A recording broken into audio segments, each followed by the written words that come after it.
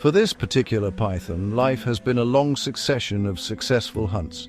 It is a mature specimen, nearly 5 meters in length, the undisputed apex predator of its small stretch of riverbank. It has just consumed a young gazelle and is now seeking a safe, warm place to digest its substantial meal. With a full belly, the snake is heavy, slow, and at its most vulnerable. It moves with a sluggish, deliberate crawl, its powerful muscles now tasked with the simple act of locomotion rather than the explosive energy of a hunt. The python is seeking the security of a familiar crevice in a rocky outcrop, a place where it can rest undisturbed. The air on the savanna is rarely still, and today is no exception. A steady breeze rustles through the tall, dry grass, creating a constant whispering sound. It is a familiar and comforting noise, the normal soundtrack of the African afternoon. But then, for a brief moment, something changes. The wind dies down completely. An abrupt, unnatural silence falls over the landscape. The ceaseless chatter of insects stops. A flock of small weaver birds, which had been flitting noisily in a nearby acacia, suddenly takes flight in a panicked cloud. These are subtle signs, easily missed, but they are warnings nonetheless. The rhythm of the wild has been broken. The python, its senses perhaps dulled by its recent feast, continues its slow journey. It is focused inward on the process of digestion, less aware of the external world than it would normally be. The silence, however, does not last long. It is replaced by a new sound, one that does not belong. It is the soft, almost imperceptible crunch of dry leaves under a heavy footfall. Then another, and another. The sounds are rhythmic, patient, and deliberate. They are the sounds of something large, something powerful, and something that is moving with a clear and definite purpose. The hunter is becoming the hunted. The python pauses. Its head lifts slightly from the ground, its tongue flicking out, tasting the air with a newfound urgency. It senses a presence, a change in the atmosphere that goes beyond the silence. The scent it detects is not that of prey. It is the scent of a rival predator, one that holds no fear of the snake. A deep, primal instinct, long dormant in this king of its domain, begins to stir. A feeling of unease settles in.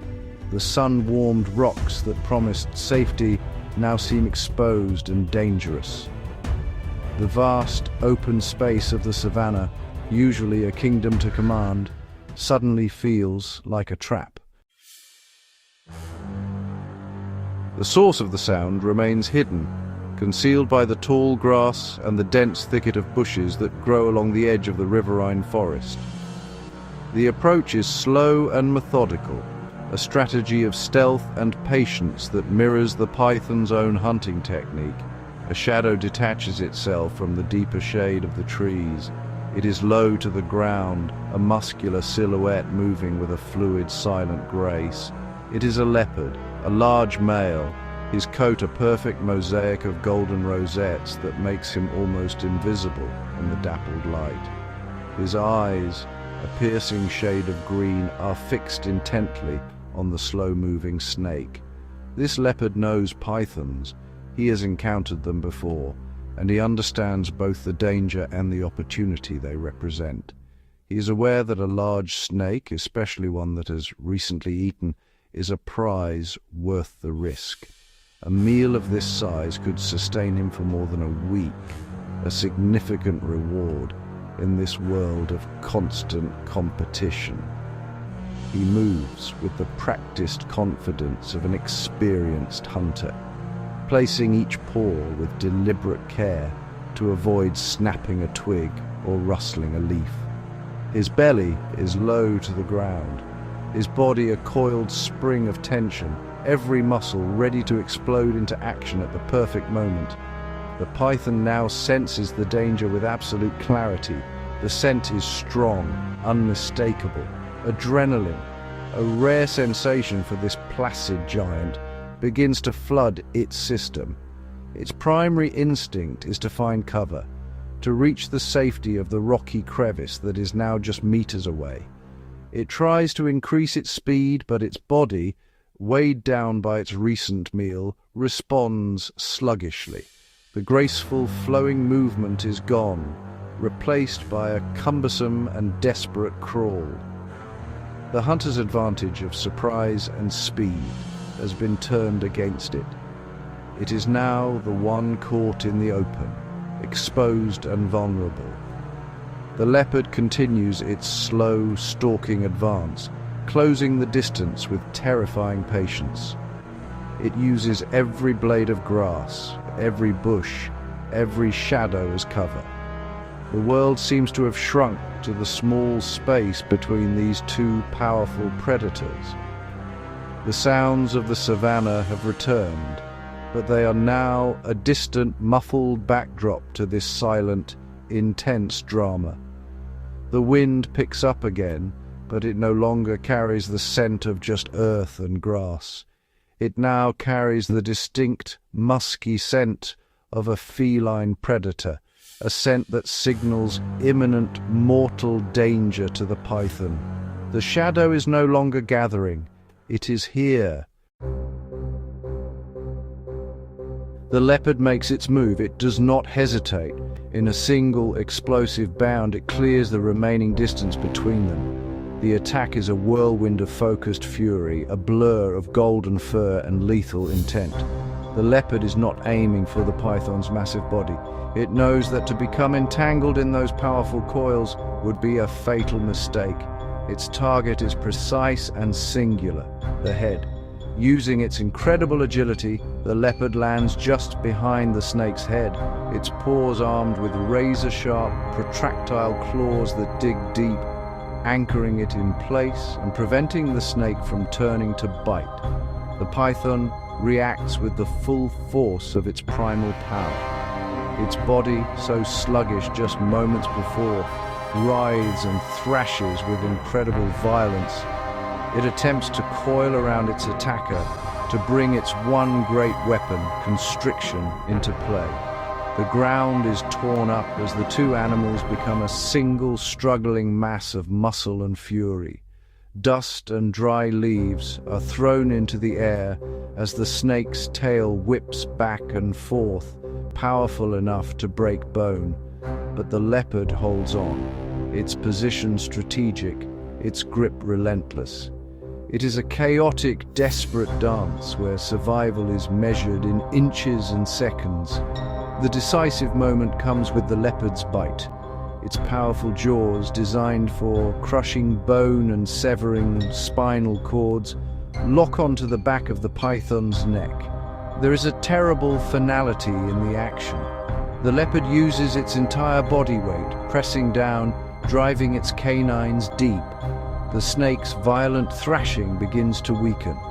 The immense power contained within its muscular coils starts to ebb away. The desperate struggle loses its rhythm, becoming a series of sporadic, weakening twitches. The leopard does not release its grip, maintaining the pressure with unwavering focus until the last signs of life have faded. For a long time after the struggle has ended, the leopard remains still, its jaws clamped tight, ensuring its victory is absolute. The dust settles, the sounds of the savanna, which had seemed so distant, slowly filter back in, the chirping of insects, the call of a distant bird. The world returns to its normal rhythm. The great python, the silent hunter of the riverbank, lies motionless. The leopard, breathing heavily, finally releases its grip. It has won. It has turned the tables on one of Africa's most formidable predators, proving that in this wilderness no creature is ever truly at the top of the food chain.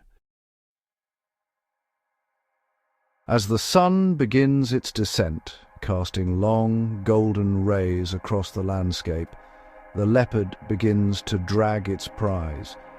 It is an immense effort, hauling the heavy snake towards the safety of a large, broad-limbed tree.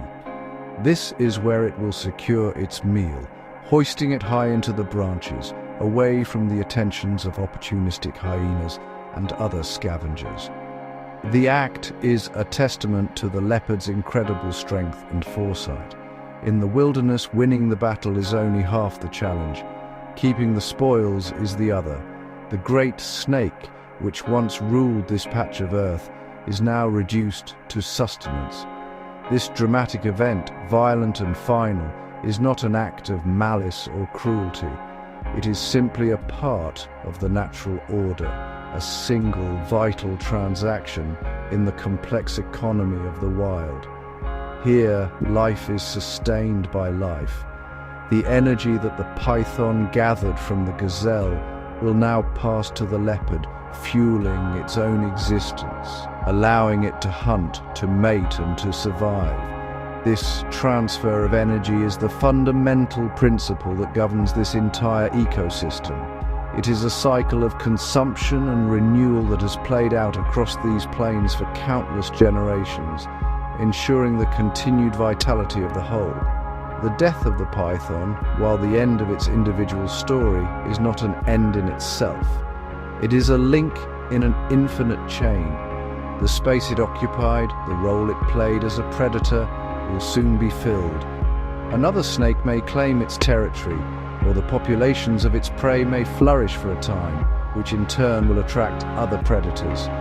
The balance is ever shifting, a dynamic equilibrium that is constantly adjusting and recalibrating. Every life and every death sends ripples through the intricate web of connections that binds all living things here. The wilderness is not a static collection of animals and plants. It is a single, interconnected organism. And so, as darkness falls over the African savanna, a profound sense of balance settles over the land. The stars emerge, brilliant and cold in the vast black sky. The sounds of the night predators begin to echo across the plains. A lion's roar, a hyena's whoop. Life and death are not opposites here. They are partners in a timeless dance. One enables the other in an unbroken circle. This is the profound and humbling truth of the African wilderness, that every creature, from the mightiest predator to the smallest insect, plays its essential part in a story far grander and more ancient than itself.